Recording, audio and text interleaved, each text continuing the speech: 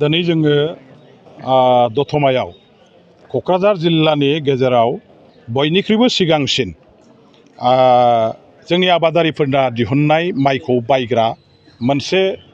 थावनि हिसाबै केन्द्र हिसाबै बेखेवनायनि हाबाफारिखौ लादों आरो बे हाबाफारियाव जोंनि क'क्राझार जिल्लानिफ्राय एग्रिकालसार बिफाननि जिल्लानि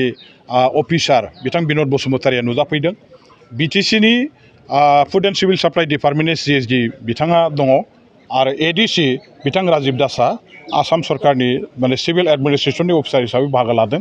आरो लोगोसे जोंनि MCLA प्रकाश बसुमतारी बिथाङाबो दङ आरो बेवहाय गोबां जोंनि माखासे ससियेल अर्गानाइजेसनफोरनि दैदेनगिरि मावथिफोरबो दङ आरो जोंनि गोबां आबादारिफोर बिथांमोनहाबो बेवहाय बाहागो लादों।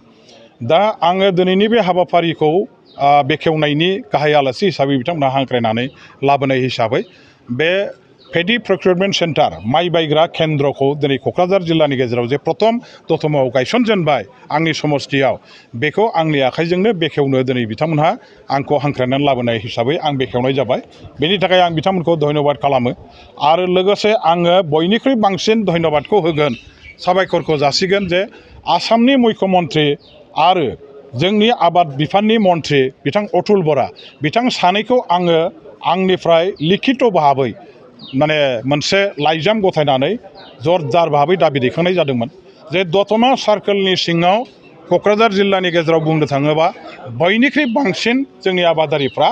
माइ आबादखौ खालामो आरो माइखौ दिहुनो। गतिके बे दतमा ओनसोलनि जोंनि आबादारिफोरखौ जोङो दिनै बिथांमोनहा सारा आसामनि आबादारिफ्रा जेरैबायदि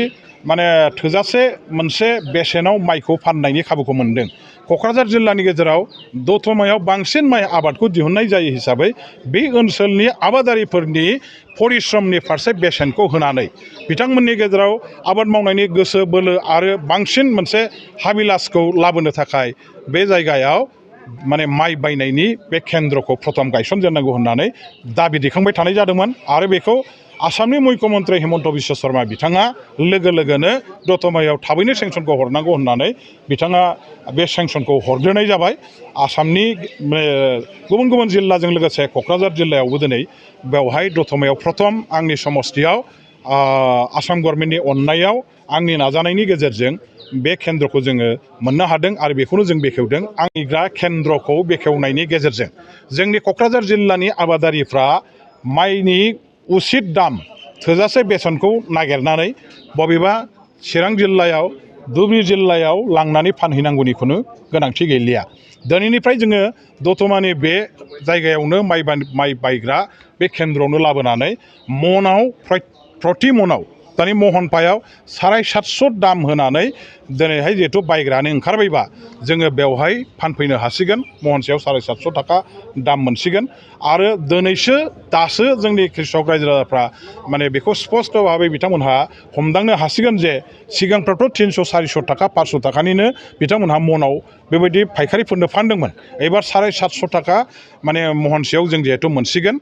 कृषक बिथांमोनहा बुजिनो हासिगोन, हमदांनो हासिगोन। एबार कृषक बिथांमोनहा गोसोआव रंजानाय फैसिगोन जे जोङो एबारसो जोंनि नांगौ जखानि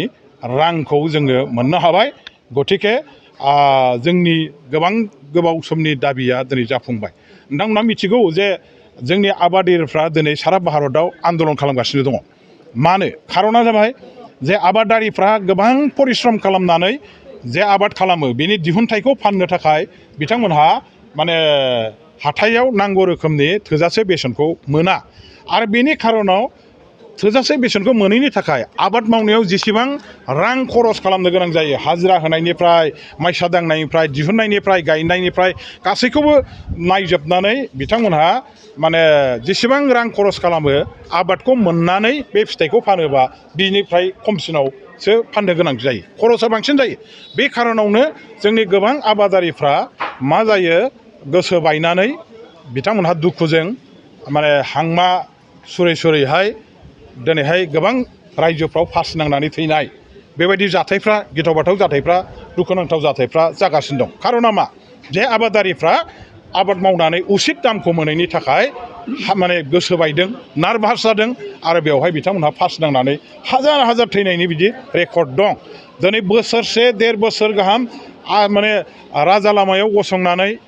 आन्दलन खालामनाय आबादारिफोरनि बे आन्दलनखौ नोंथांमोनहा सोनाब भारताव नुनो मोनबाय खिन्थु आसामाव दिनै बिदिया जायाखै दा बेखायनो दिनै आसाम गभर्नमेन्टआ बेफोर गासैबो जिनिसखौ नुजोबनानै जोंनि आबादारिफ्रा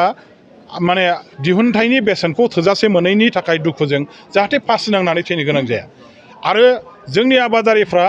आबाद मावनायखौ जाहाथे बन्द खालामा उसित दाम मोनैनि थाखाय आबाद मावनायनि गेजेराव मोनसे रिभलिउसनखौ लाबोफिननो थाखाय आबाद मावनायनि मोनसे जांख्रिथायखौ मोनसे थासारिखौ लाबोफिननो थाखाय बे मोनसे ग्रिन रिभलिउसन जेखौ बुंदों हेउस बिप्लब असमियाव जेखौ बुंदों माने बेखौ लाबोफिननायनि थागिदाजों दिनै आसामनि कृषकफ्रा आबादारिफ्रा दिहुननाय आबादखौ 750 थाखा मनाव बायनानै आसामनिनो माइरं जाग्रा फुड एन्ड सिभिल साप्लाइ डिपार्टमेन्टआ जाय माइरंफोरखौ दिनैहाय माने डिलारफोरनि दारै रानो बेबायदि माइरंखौ दिनै आसामनि आबादारिफ्रा दिहुननाय माइरंखौनो राननाय जासिगोन दा बेबायदि मोनसे बेबस्था बेवहाय गोबां जोंनि बायग्रा फानग्रा गुदाम मालिक मिल सौग्रा मिलाव लेबार बेफोर गासैबो माखासे आरोबाव साख्रि बाख्रि मोननायनि सुबिदा खामानि मावनायनि इन्डास्ट्रि मोनसे खालामनानै होबाय दा बेबायदिनि थाखाय दिनै बयहाबो बे माबाजों बेबस्थाजों लाबजनक जाबाय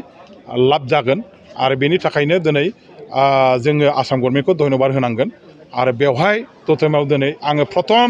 आंनि समस्थियाव बेखौ नाजानायनि गेजेरजों लाबोनो हानानै गोसोआव गोजोननाय मोनदों आरो कृषक रायजोफ्राबो निस्सय गोजोननाय मोनगोन आं बेखौनो दिनैनि दिनावहाय फोरमायनो लुबैयो